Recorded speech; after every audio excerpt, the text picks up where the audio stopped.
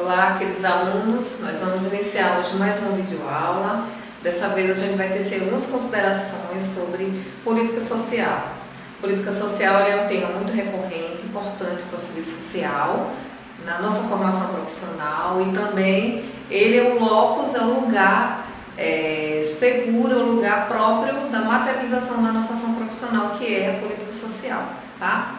Nós vamos falar sobre a política social referendando-se à contextualização de como a política social ela vai se moldando, ela vai se adequando a alguns contextos históricos e sociais, certo? Na literatura relacionada à política social, nós não temos a precisão de quando a política social ela tem essa formatação de política social enquanto intervenção dos modos de produção, né, de intervenção do Estado. Mas nós podemos dizer que a emergência da política social, ela veio justamente na constituição da emergência, né, na constituição da sociedade capitalista burguesa, né? Quando na prova falar assim, Estado burguês, Estado capitalista, estamos falando da mesma coisa, tá?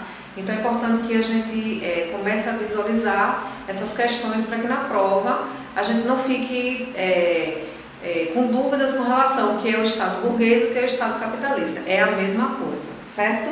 Então a gente vai falar na política social hoje, nesse vídeo, de 3 momentos, tá? Como eu falei anteriormente, é importante que vocês comecem a visualizar, contextualizar a política social em vários períodos históricos. Por quê? Porque a política social ela não é igual a todos os períodos históricos. Ela vai se modificando à medida que o Estado ela vai intervindo e à medida que o Estado ele está vivenciando um período que rege o modo dele regular as relações sociais, tá? Então a gente vai falar sobre a política social em 3 momentos, tá? No contexto do liberalismo,